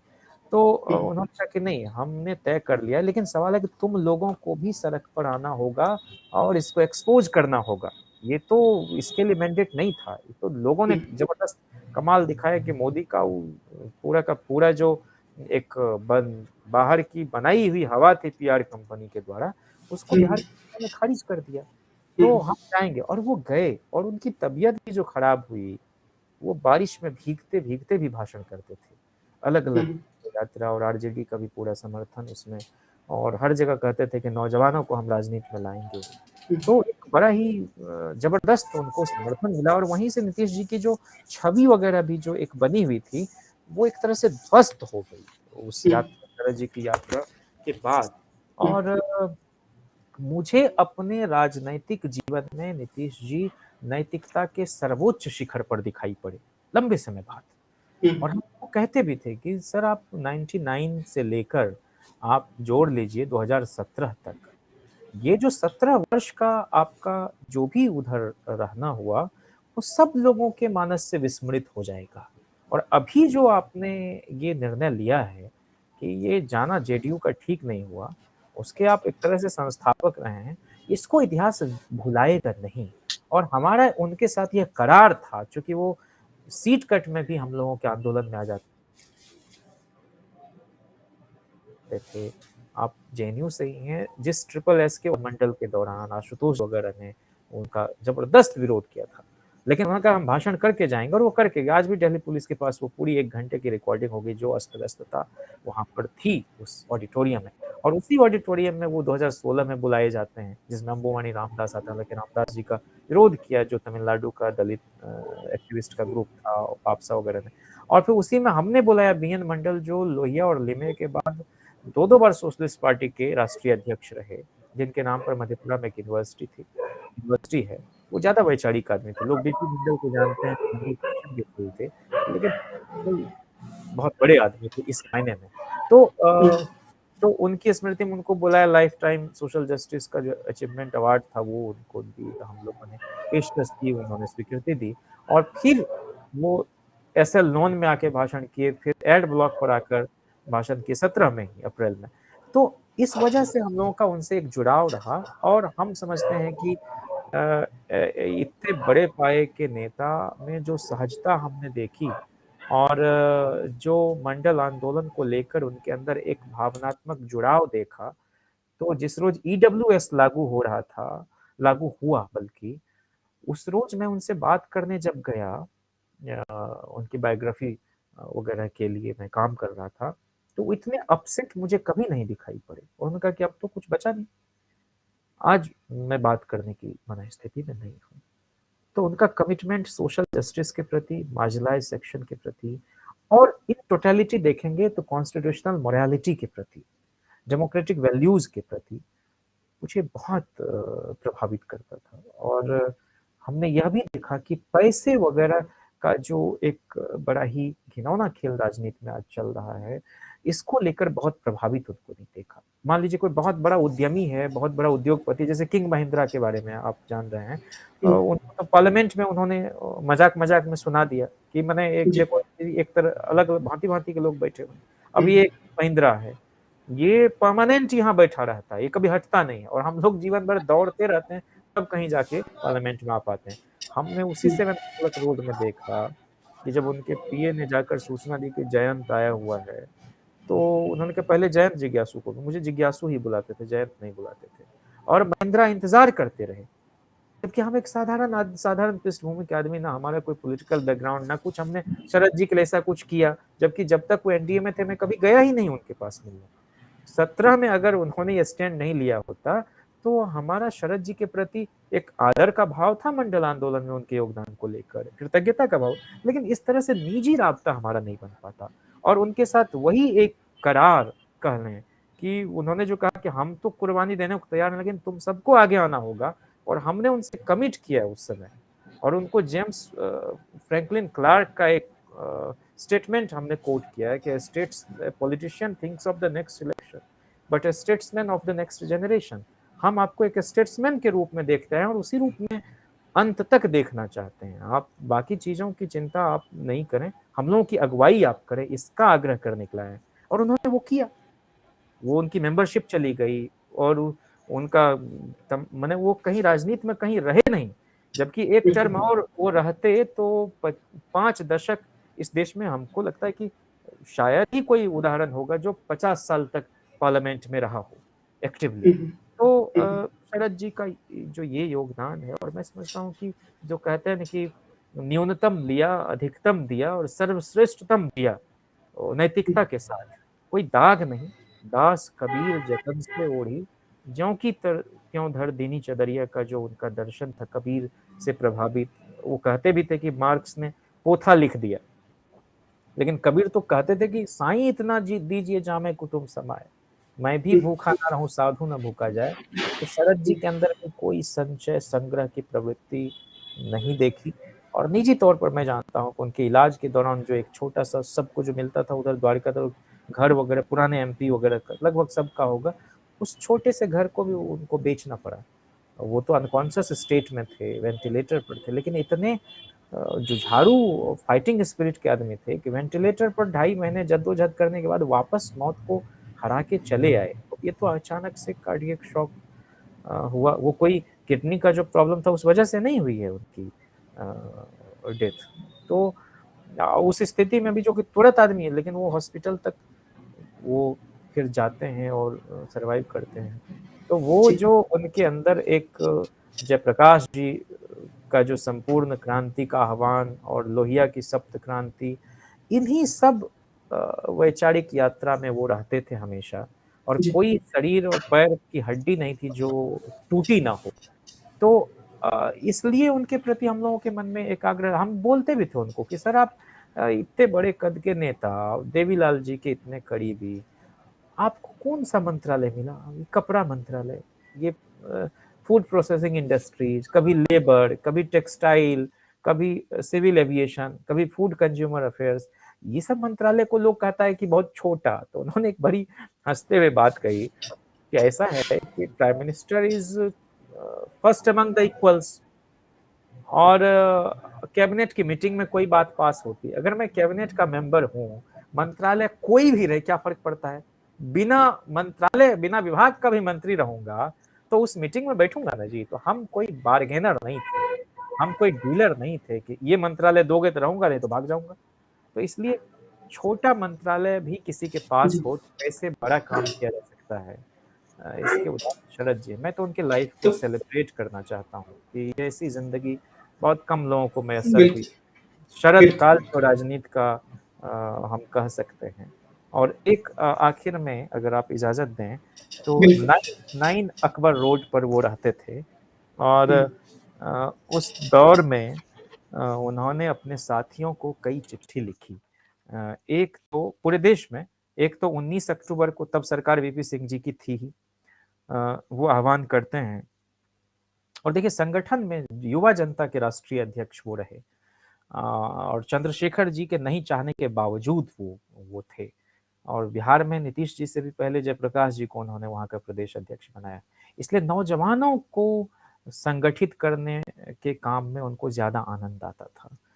वो लिखते हैं, प्रिय साथी, संसद के इसी माह के सत्र के दौरान, 19 अक्टूबर 90 की चिट्ठी है। संसद के इसी माह के सत्र के दौरान आप सबकी राय से और उसी के अंतर्गत 4 अक्टूबर को मेरे आवास पर राष्ट्रीय मोर्चा एवं उसके सहयोगी सांसद साथियों की बैठक में सभी पहलुओं पर ध्यान रखते हुए एवं बाद में 2 अन्य बैठकों में यह फैसला हुआ कि 4 नवंबर को दिल्ली में बोट क्लब पर 10 बजे दिन में एक बड़ी रैली जनसभा की जाए। इसमें राज्यों के मुख्यमंत्री, मंत्री, केंद्रीय मंत्री आदि सहयोगी संगठनों के साथी भाग लेंगे। रैली के लिए 4 प्रमुख मुद्दे तय हुए हैं। 1 सामाजिक न्याय, 2 राष्ट्रीय एकता, 3 आर्थिक समानता एवं 4 सांप्रदायिक सद्भाव। राष्ट्रीय मोर्चे की सरकार ने जिन सवालों को पहली बार लागू करवाने का जो प्रयास शुरू किया है, उन सवालों पर, इन मुद्दों पर जितनी व्यापक बहस नीचे के स्तर तक हो सके, इसमें आम आदमी की भागीदारी हो सके, उतना पिछली सरकारों के घोषित कार्यक्रमों के साथ अभी तक यह होता रहा है कि इन कार्यक्रमों को लागू करने की जिम्मेदारी, हिस्सेदारी, आम जनता तक पहुंचाने का दायित्व सरकार एवं उसके तंत्र पर ही है। इन शासकीय तंत्रों की अपनी सीमाएं हैं। यदि हम चाहते हैं कि कार्यक्रम हकीकत का रूप ले, तो इसमें हमें सीधी भागीदारी द्वारा जन आंदोलन का स्वरूप देना होगा, अन्यथा यह पिछलों की तरह कागजी रूप में ही रहेंगे और क्रियान्वित होने पर भी उनके लिए जिनके लिए बने हैं बात नहीं पहुंच पाएगी। समय कम है, अतः आपको अपने स्तर पर 4 नवंबर की रैली की तैयारी में तेजी लानी चाहिए। वॉल पेंटिंग, पर्चे, पोस्टर, गोष्ठी, स्थानीय तैयारी सभी कामों को आपको ही करना है। आसपास के जिलों की तैयारी पर स्वयं निगाह भी रखेंगे और तैयारी भी करवाएंगे। पत्रोत्तर एवं तैयारी की स्थिति से अवगत कराएंगे, ऐसा विश्वास है। शुभकामनाओं के साथ आपका शरद यादव। और शरद जी को अगर आप चिट्ठी लिखते तो उसका उत्तर भी आता। ये मुझे उनकी राजनीति की सबसे खूबसूरत बात, सबसे सुंदर पक्ष मुझे लगता था। अब इस तरह के नेता होते नहीं हैं कि आप चिट्ठी लिखें तो उसका रिप्लाई करेंगे। फिर वो 9 बिल्कुल। अकबर रोड से ही चिट्ठी लिखने में उनका पैर टूट गया है। लेकिन वो बोट क्लब की रैली और तमाम आंदोलन को लेकर देखिए उनका कमिटमेंट कि मित्रों, यह पत्र मैं सामाजिक न्याय के ऐसे मोड़ पर लिख रहा हूं जहां आपकी भूमिका सर्वाधिक महत्वपूर्ण है। एक और सामाजिक न्याय और इससे उत्पन्न स्थिति के कारण आज संपूर्ण राष्ट्र के दलित, पिछड़े, अल्पसंख्यक वर्ग के लोग जागृत अवस्था में हैं। यही वह जागरण है जिसके फलस्वरूप उत्तर प्रदेश के दलित, पिछड़े, अल्पसंख्यकों का मत सपा बसपा गठबंधन को मिला, जिसके कारण यह सत्तासीन है। अब आप एक चीज देखिए, आगे मैं बढ़ूं। 91 के चुनाव में सजपा, जो समाजवादी जनता पार्टी थी, चंद्रशेखर जी की, देवीलाल जी की, मुलायम सिंह देशमुख जी बिल्कुल। की, वो 6-7 सीट पर सिमट जाती है। जबकि हम्म, उत्तर प्रदेश में भी जनता दल का शानदार प्रदर्शन होता है लोकसभा चुनाव में। हम्म, और विधानसभा चुनाव में भी 100 कुछ एमएलए होते हैं जनता दल के। हम्म, ये स्थिति जनता दल की है और सजपा कहीं नहीं है। लेकिन जब समाजवादी पार्टी का गठन हो जाता है 92 में और 93 में सपा बसपा मिलकर लड़ती है, तो जो स्थिति 91 में इन लोगों की थी वो जनता दल की हो जाती है और 33 एमएलए बचते हैं। रेवती हम्म, रमन सिंह 91 में वहां के आपको नेता प्रतिपक्ष होते हैं, वो सब कहीं रह नहीं जाते हैं। खैर, हम्म, तो हाँ, तो इन इन वर्गों का मत सपा बसपा गठबंधन को मिला, जिसके कारण यह सत्तासीन है। पर आज जो कुछ सत्ता के खेल के नाम पर इस प्रदेश में हो रहा है वह अत्यंत घातक है। सारे देश के समेत उत्तर प्रदेश में अल्पसंख्यक दलित पिछड़ों का यह जो एका बना है, उसे कायम करने में न सिर्फ हमारे पुरखों ने सतत बलिदान दिया, बल्कि हमारे दल को भी केंद्रीय सत्ता से हट जाना पड़ा है। अनेक त्याग व कुर्बानियों के गर्भ से ही जनता के स्तर पर अल्पसंख्यक दलित व पिछड़ों की यह व्यापक एकता हुई है। उत्तर प्रदेश में सपा बसपा गठबंधन से सरकार तो चल रही है, परंतु आपसी वैमनस्यता, भीतरघात व व्यक्तिगत दुश्मनी के कारण यह जो एकता हुई है, उसे कुछ लोग खत्म कर देने में संलग्न है। चाहे अनचाहे इनका सत्ता संघर्ष दलित और अल्पसंख्यकों के बीच निरंतर खाई पैदा करता जा रहा है। विगत 10 जुलाई को और उसके आसपास जो आरोप प्रत्यारोप का दौर रहा है, वो भविष्य में दलित और पिछड़ों के बीच न सिर्फ खाई पैदा करने का काम करेगा, बल्कि राष्ट्रीय पैमाने पर सामाजिक परिवर्तन के जाति विहीन समाज के लक्ष्य को प्राप्त करने में भारी नुकसान पहुंचाने का काम भी करेगा। हमें यह सर्वदा स्मरण रखना चाहिए कि सामाजिक न्याय का विरोधी वर्ग जो सदियों से सत्ता संस्कृति के शीर्ष स्थान पर काबिज है, साम दाम दंड भेद व नाना प्रकार से षड्यंत्र रच दलित पिछड़े अल्पसंख्यकों की एकता को तोड़ता रहा है। मंडल की प्रतिगामी ताकतों के अगुवा श्री आडवाणी की वर्तमान तथाकथित भारत यात्रा उन्हीं षड्यंत्रों का हिस्सा है। याद रखना, मंदिर राजनीति को वो इसलिए जिंदा रखना चाहते हैं ताकि भाग्यवादी व जातिवादी राजनीति कायम रख अपने को वे घी में डुबोए रखें। मित्रों, जाति प्रथा वास्तव में सत्ता शक्ति, धन की गारंटी, श्रम न करने का स्वभाव, संतति के लिए अंधा मोह एवं उनके भविष्य की सुरक्षा की गारंटी, स्त्री को भोग की वस्तु समझने की नितांत भौतिकतावादी इंसानी कमजोरियों का संस्थागत रूप है। समाज के शक्तिशाली वर्गों ने अपनी इन कमजोरियों को संस्थागत करके तर्कसंगत और धर्मानुकूल सिद्ध करने का षड्यंत्र रच वर्षों से विहीन स्वस्थ मानव समाज की संरचना व्यापक संघर्ष व मानवतावादी तरीकों से ही संभव है। सदियों बाद सामाजिक न्याय एकता में शरीक आज अल्पसंख्यक दलित व पिछड़े वर्ग के हुए राष्ट्रीय एका पर द्विजवादियों द्वारा हमला जारी है। यदि यह एका टूटी तो सामाजिक न्याय की राजनीति बरसों बरस के लिए पीछे चली जाएगी। मेरा आपसे अनुरोध है कि चाहे कैसे भी गोष्ठी, रैली, सभा, बहस, नाना प्रकार के कार्यक्रमों से ऐसी समा बांध दें जिससे ये गोलबंदी टूटने न पाए। मैं जोर देकर कहना चाहता हूं कि विधायक सांसदों की गिनती में वक्त बर्बाद न करें। इतिहास में हुए इस विरले एकता को यदि हमने बचा लिया तो कल हमारा रहेगा, इसमें शक नहीं करना। द्विजवादी व्यवस्था की सबसे बड़ी जीत रही है कि पिछड़ा दलित जब भी शक्तिशाली हुआ, उस राजनीति का इस्तेमाल जाति प्रथा को तोड़ने में नहीं कर सका, बल्कि दलितों में आपसी दुराव को ही बढ़ावा मिला। सौभाग्य से आज ऐसी स्थिति नहीं है। ऐसे में हमारा दायित्व, एक ऐतिहासिक जिम्मेवारी है जिसे निभाने का निवेदन आपसे है। मेरी छटपटाहट आप तक पहुंचने की है, पर मेरा पैर टूट जाना इसमें बाधक बना है। चिकित्सकों ने कहा है कि इस माह के अंत तक मैं चल फिर सकूंगा। आपसे आग्रह होगा कि अभी से आप इसमें लग जाएं। हमारा कार्यक्रम ही अल्पसंख्यक दलित पिछड़ों की एकता को जनता के स्तर पर अटूट रखेगा। स्वस्थ हो जाने के बाद मेरी सक्रिय भागीदारी इसमें होगी। मेरा कार्यक्रम व अन्य राष्ट्रीय नेताओं के कार्यक्रम के लिए श्री राम आश्रय वर्मा आपके सहयोगी होंगे। सद्भावनाओं व क्रांतिकारी अभिवादनों समेत सप्रेम, आपका शरद यादव।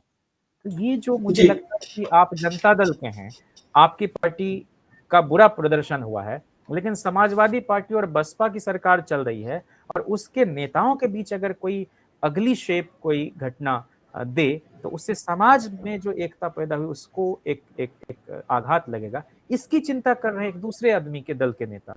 आज जी, ये आपको शायद नहीं देखने को मिले। जी, ये शरद यादव के व्यक्तित्व को इन 2 पत्रों के ज़रिए समझने में हमें सहूलियत होती है और चूँकि इस तरह की बातचीत शायद अब नहीं कहीं हो पाए, तो एक और आप 25 अगस्त 92 का खत चंद्रभूषण जी देवरिया में युवा जनता दल के अध्यक्ष थे, उनके नाम जो वो लिख रहे हैं वो आप प्लीज़। सुनिए। 1 मिनट जी, का खत। जी, जी, बिल्कुल। प्रिय साथी श्री चंद्रभूषण जी, आपको विदित होगा कि नई दिल्ली के मावलंकर हॉल में मंडल महासम्मेलन की तैयारी हेतु एक सम्मेलन का आयोजन मेरे द्वारा किया गया था। इस सम्मेलन को सर्वश्री एसआर बोम्मई, जो जनता दल के राष्ट्रीय अध्यक्ष थे, वीपी सिंह, पूर्व प्रधानमंत्री, रवि राय, पूर्व लोकसभा स्पीकर, जॉर्ज फर्नांडिस, नेता जनता दल, रामविलास पासवान, पूर्व मंत्री समाज कल्याण, सुरेंद्र मोहन, सैयद शहाबुद्दीन, अवैदुल्ला आजमी, नीतीश कुमार, विभिन्न प्रदेश के जनता दल अध्यक्षों, कई सांसदों, विधायकों, अन्य कई नेतागणों के अलावे बिहार के मुख्यमंत्री श्री लालू प्रसाद ने संबोधित किया। सम्मेलन ने सर्वसम्मत यह फैसला लिया है कि आगामी 7 नवंबर 1992 को नई दिल्ली में मंडल महासम्मेलन किया जाए। इसी संदर्भ के प्रथम चरण में हम लोग बिहार और उत्तर प्रदेश के दौरे पर हैं। हमारी यात्रा स्वर्गीय बीपी मंडल के जन्म स्थान ग्राम मुरहो, जिला मधेपुरा, बिहार से दिनांक 25 अगस्त 1992 से प्रारंभ होकर दिनांक 18 सितंबर 1992 को कानपुर, उत्तर प्रदेश में समाप्त होगी।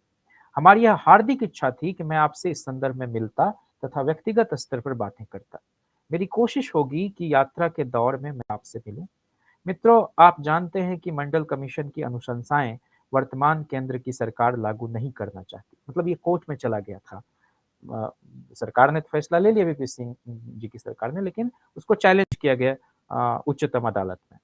मेरी कोशिश हो, हाँ, मित्रों, आप जानते हैं कि मंडल कमीशन की अनुशंसाएं वर्तमान केंद्र की सरकार लागू नहीं करना चाहती। मंडल कमीशन में आज पिछड़े दलित अल्पसंख्यक समुदाय के करोड़ों करोड़ लोगों की किस्मत का फैसला अटका पड़ा है। मंदिर मस्जिद का मुद्दा द्विजवादी शक्तियों की सोची समझी साजिश है। कमीशन से उत्पन्न जागरण की कब्र पर करने की साजिश है। भारतीय जनता पार्टी और कांग्रेस दोनों भीतर से मिलकर द्विजवाद की यथास्थिति बनाए रखना चाहती है, ताकि हजारों वर्षों से इनके द्वारा किया जा रहा शोषण कायम रहे तथा ये मौज से राज करते रहे। हम यह मानते हैं कि राम मंदिर का मुद्दा हिंदू मुस्लिम के बीच नफरत बढ़ाने का मुद्दा है। यहाँ हम यह भी कहना चाहेंगे कि अब अल्पसंख्यक भाइयों की सुरक्षा व्यवस्था आरक्षणवादियों को अपने हाथ में लेनी होगी। इन्हें सिर्फ फौज और पुलिस के जिम्मे नहीं छोड़ा जा सकता। द्विजों की बड़ी साजिश के विरुद्ध हमें बड़ी तैयारी करनी है।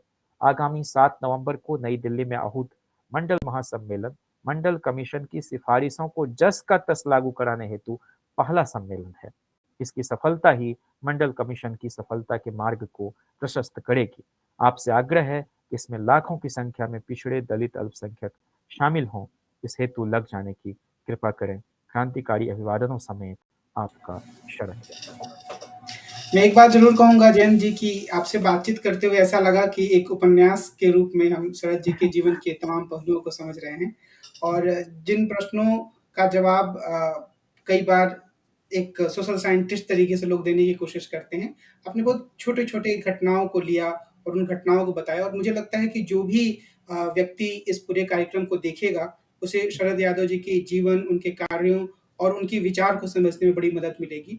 और जी, मुझे यह भी उम्मीद है कि कई सारे लोग फिर ना सिर्फ शरद जी के काम करने के तरीके को, उनके जी, नैतिक दृष्टिकोण को और उनके जी, योगदान को समझेंगे, बल्कि जी। आगे उन पर कुछ और गहराई से काम करने की भी कोशिश करेंगे और उनके विचार को आगे बढ़ाएँगे और शायद रिसर्च में भी इसका ज़्यादा से ज़्यादा इस्तेमाल कर पाएँगे। आपको तो तो मैं ये मैं तो आपसे कहूँ कमल जी। नैन दा कि मुझे आज भी यकीन नहीं होता है कि शरद जी हमारे बीच नहीं हैं। कई बार मैं हुँ, बहुत टूटा हुआ सा महसूस करता हूँ क्योंकि दिल्ली में हुँ, वे एक तरह से मैंने नेता के रूप में उनको नहीं देखा। मैंने उनको सोशलिस्ट मूवमेंट की हिस्ट्री के अपने शिक्षक के रूप में ज़्यादा पाया। शुरू में ज़रूर मुझे संकोच होता था कि ये कहीं डाँट ना दें मुझे, लेकिन छोटी-छोटी जिज्ञासा भी जब कभी मैंने उनके सामने रखी, बहुत स्नेह के साथ उन्होंने उसका जवाब दिया और धीरे-धीरे इन कोर्स ऑफ टाइम मैंने रियलाइज़ किया कि उनको मुझसे मैं जब कभी जाता हूँ और कभी ऐसा नहीं हुआ कि 10-5 मिनट में उनके पास से आ गया।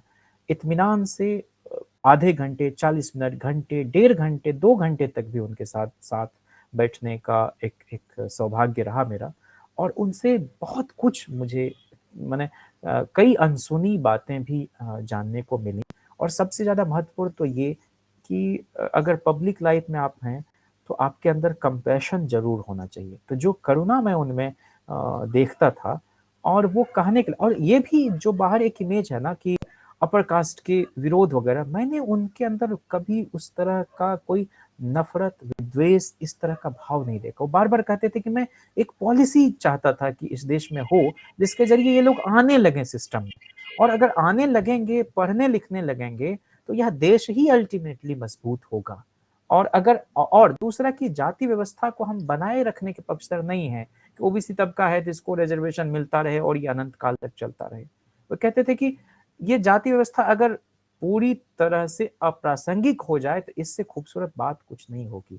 और वो एक और विचित्र बात कि वो विदेश दौरे पर जाने के कभी भी पक्ष में नहीं थे। वो कहते थे कि मैंने और गए भी नहीं कभी, अमेरिका नहीं गए किसी देश में नहीं। एक बार बस जो नेपाल चूँकि इंडो नेपाल पार्लियामेंट्री फोरम के वो चेयरमैन थे, वहाँ के प्रधानमंत्री वगैरह सब आते रहते थे उनके आवास पर। और दूसरा एक बार जो विमान वाला जो हाईजैक वाला था, तो हुँ, सिविल एविएशन मिनिस्टर हाँ, रहते हाँ, हुए हाँ। उनको हुँ, जाना पड़ा। बस यही 2 देश है लेकिन वो कहते थे यह देश ही इतना विविधता से भरा हुआ है, कि इस देश के हुँ, अलग-अलग हिस्से को ही हम नहीं देख समझ पाए हैं। विदेश जाने का क्या मतलब कोई हुँ, मतलब नहीं है। तो इस मामले में मैं उनको थोड़ा अनूठा व्यक्ति मानता था। अब देखिए जी। अंग्रेज़ी वगैरह को लेकर उनके मन में जो भी एक ने कहा किसी पत्रकार ने कहा कि स्मृति ईरानी की शिक्षा जो है वो नहीं, तो उन्होंने कहा कि देखो ये बात नहीं कहनी चाहिए इस देश में, ये कबीर का देश है कि किसी की फॉर्मल एजुकेशन कितनी, बतौर शिक्षा मंत्री उनके काम क्या हैं? अगर वो शिक्षा प्राप्त करने वाले लोगों के हक में नहीं है, तो उसकी आलोचना हो। अब मैं इंजीनियरिंग कॉलेज में पढ़ता था, मैं वहाँ का गोल्ड मेडलिस्ट हूँ, लेकिन मेरी इंजीनियरिंग की पढ़ाई मेरे एक रत्ती काम नहीं आती है भारत की संसद में। वह तो काम आता है लोगों से मिलने के चलते जो अनुभव है, वही उनके दुःख-दर्द को कैसे दूर किया जाए पॉलिसी बनाने में, वही काम आता है। तो ये जो आपका बैकवर्ड क्लासेस कमीशन वगैरह सब जो बना और national union for backward classes पहले उसको बोलते थे।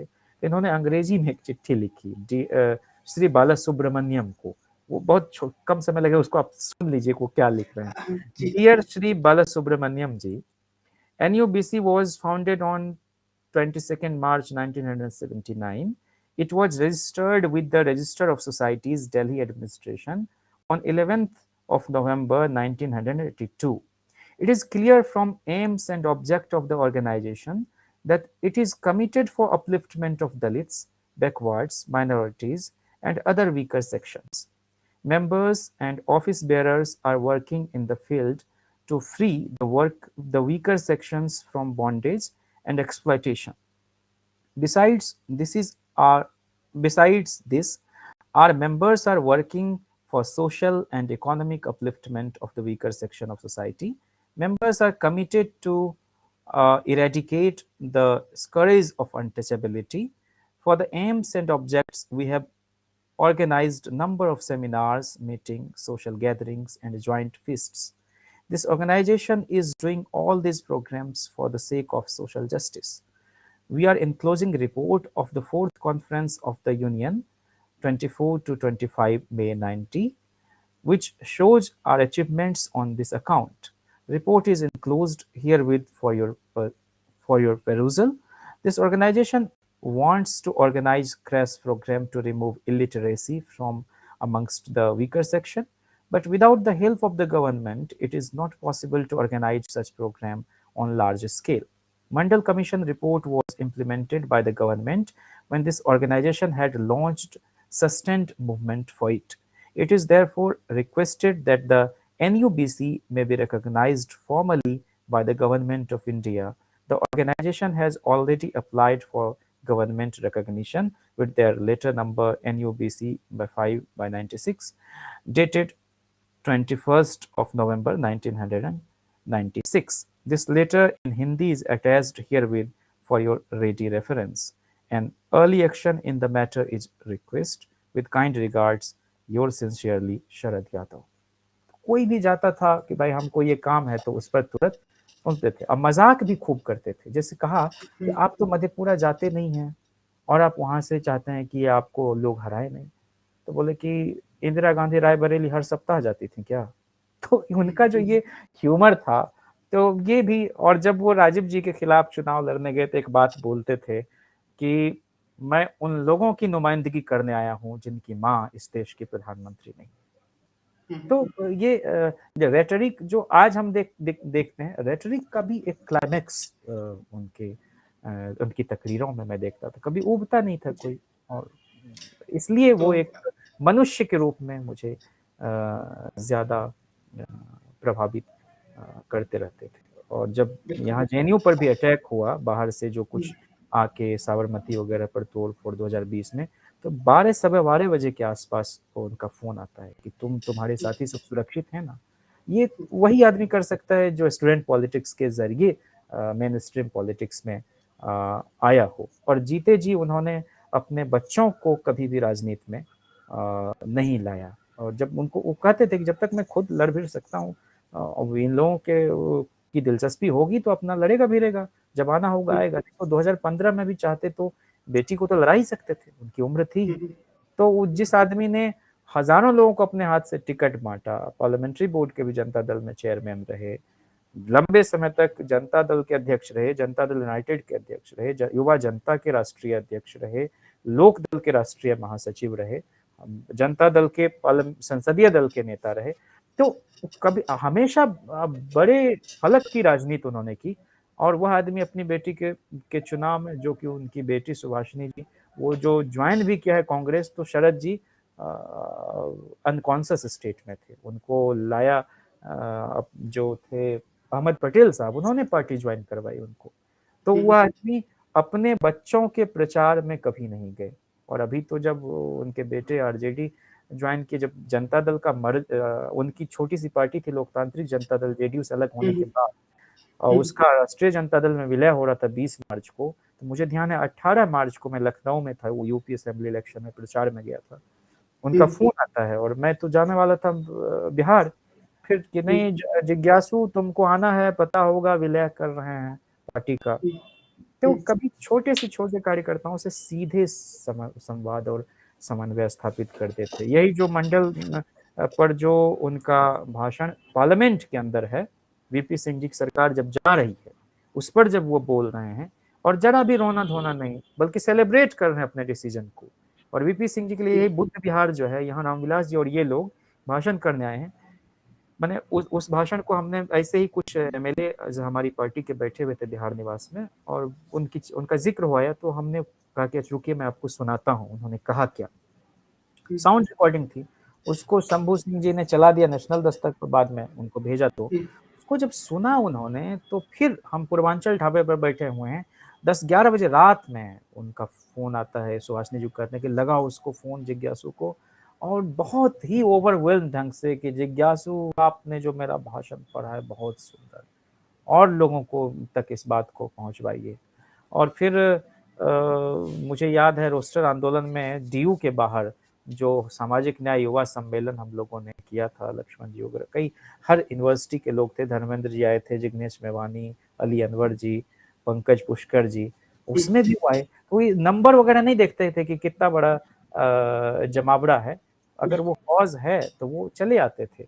आखिर तक मने मार्च वगैरह में, मंडी हाउस वगैरह में होता था तो वो आते थे। तो हुँ, वो इस बात को लेकर मैं उनके अंदर जो बेचैनी देखता था कि शरीर हमारा काम नहीं कर रहा है, सुनाई ठीक से नहीं दे रही है, दवा का इतना प्रयोग कर दिया गया। अदरवाइज़ अभी भी उनके अंदर वो कह लें कि फाइटिंग स्पिरिट ज़िंदा थी। तो ये जैन जी, आप जिस तरीके से बातों को रख रहे हैं, तो लग रहा है कि लगातार आपकी बातों को सुनते रहें। लेकिन एक समय ऐसा ज़रूर आएगा जहाँ हम लोग को रुकना पड़ेगा और आगे की जो कहानी है, वो किसी और एंगल से और आगे बात करेंगे, जिसमें कि शरद यादव जी ज़रूर आएँगे। किसी दिन हम लालू प्रसाद यादव जी पे जो आपने किताब लिखी है, जब उस पे बात करेंगे, तो हाँ, एक बार हाँ, फिर से एक किरदार हाँ, के रूप एक में लोग एक आएँगे। एक ए एक चीज़ मैं भूल जी, ना जा अब एक चीज़ मैं, जी, जिस रोज़ वो गुज़रे हैं 12 जनवरी, मैं हुँ, 12 जनवरी को लेट से उठता हूँ, 11-12 बजे। यूट्यूब मैंने ऐसे ही खोला है, और वो वाइल्ड फ़िल्म्स इंडिया करके जो है, जो पुराने क्लिप, उसमें शरद जी का एक भाषण हमको मिल गया जो 1 साल पहले का डला हुआ, उसके पहले मैंने नहीं सुना, और मुझे लगता है शरद जी वो को भी स्मरण नहीं होगा। वो यही है कि यही बुद्ध विहार में वो भाषण कर रहे हैं, रामविलास जी और ये, और उसमें कह रहे हैं कि इस डिबेट को हम पार्लियामेंट के बाहर ले जाना चाहते हैं। वही है इस देश का मालिक, वही है तुम्हारा आदमी, और यूनिवर्सिटी से निकल कर अब चलो गाँव की ओर, हल की मूठ पर, खेतों में, खलिहानों में इस लड़ाई को हम ले जाना चाहते हैं।